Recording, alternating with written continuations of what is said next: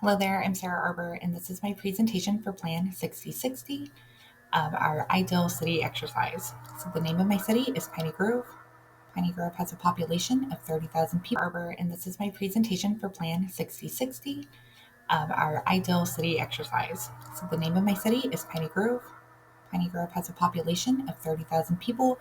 It's about 11 and a half acres, or excuse me, 11 and a half square miles. That's about 3.03 miles north and south by 3.74 miles east and west. So this city is located within the southeastern region of the United States. So the weather patterns here would be typical for a subtropical climate. So that would include mild winters, really hot summers, sometimes unpredictable fall and springs. And but we do get most of our days we see some sunshine, so that's nice. So the first thing that we will talk about are our residential uses within the city. So predominant residential land uses here are multifamily and mixed use residential with very little single family actually incorporated in the city. The single family areas are located just in the western, in the extreme eastern. Excuse me, my goodness, areas of the city, which are designated for our agricultural uses. So these are scaled out to be about 2,200 square foot homes, just to give our farmers somewhere to live. Didn't seem to make much sense to put any multifamily out there since the city is not running water and sewer infrastructure that far outside of the core of the city. So the reason that I chose to include so much multifamily within the city is because I think it makes more sense in terms of getting the most out of your infrastructure. It can support. You can create transit-oriented development to make sure that you have the density to support your rail and give it the ridership that it needs in order to be able to help sustain itself. It's also tends to be more equitable.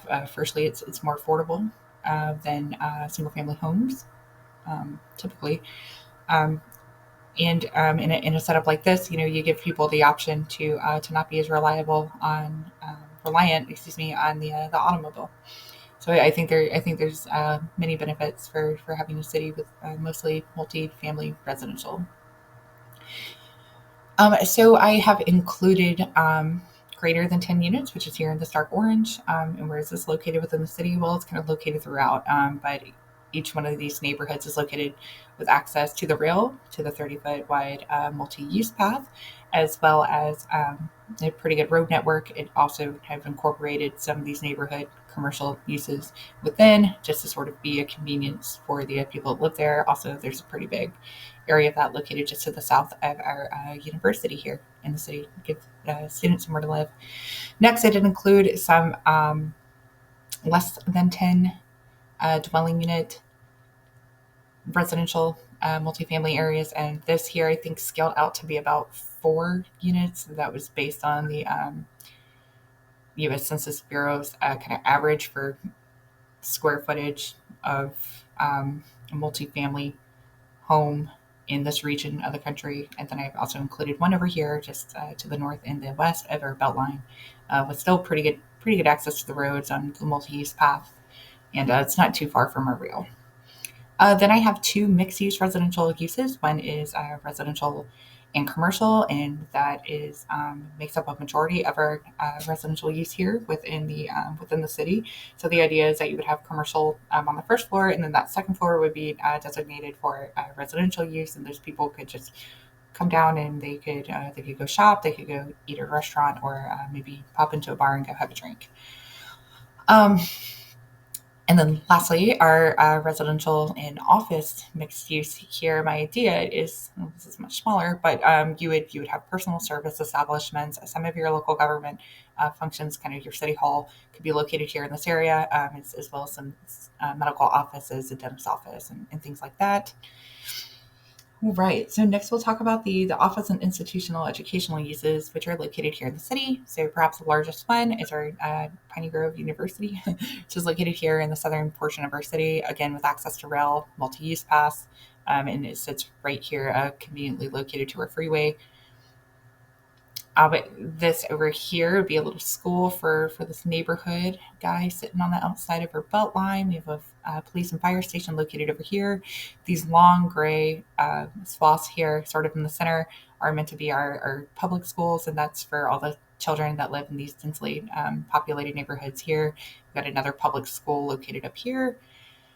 This is our community hospital, access to the freeway, to pretty good road network otherwise, access to rail, and then multi-use path, which probably wouldn't be that helpful for the patients there, but maybe if you work there, that would be nice to have the option to go that way to work. And this, located just to the north and the east of our Beltline, is going to be our city's city-owned airport, kind of out of the way of the residential uses around here. And then we have our water in sewer treatment plant. That way, the city can have the water it needs to drink and treat our waste and send it on down the river. All right. So next, we will take a look at our industrial plants and our workshop area. So this area is located here in the northeastern corner. It's well away from any residences, so they don't have to deal with any of the um, noxious noise or smells or pollutants that are coming out of this guy up here. But my thought was that this could kind of be connected, and with the university, first of all, they could kind of help maybe train some workforce over here. But they would also too, maybe they're doing some work. Maybe there's some kind of pharmaceutical stuff that's being researched here and then produced later on over here when it's in that stage. It also has access to its own rail, just that's just for freight here. It sits right off of the freeway. Now we'll take a look at the commercial and retail uses and where those are located. I know I already touched on our neighborhood commercial. Those are meant to be, of course, less intense uses than our general commercial, and just kind of supply convenience for all of our neighbors located around here. They're pretty much scattered throughout. So for our general commercial areas, I did try to leave those where they would be convenient for the residents who live here. They would have access to the rail, pretty good access to the freeway, where they're in close proximity to that. My idea here is that this may be a mall, um, and that over here would be some big box stores. And then we have some super centers and other big box stores, kind of those little ones that you'd find in a plaza. Maybe there's a Michael's or Joann's or stores like that located within these areas. But again, meant to be convenient for the residents that live here, as well as these give the students somewhere to shop down here in this portion of the city. So where exactly would I live in the city? So I would live here. That would be in the office and residential mixed use area. The reason that I would live here is because this is where I've decided that town hall is going to be. And while I'm making my ideal city, I'll just go ahead and promote myself to my ideal job. So I'll be the planning director here. So I'll work here, and then I can just take my kids and I can walk them to their preschool, to their school. Maybe we could take the rail there if it's not a nice day outside. And then I don't have to fight with the impatient morning traffic people. So that is it for my presentation of the city of Piney Grove. I hope that you enjoyed it, and I am looking forward to getting to watch everybody else's videos with their unique cities. Thank you.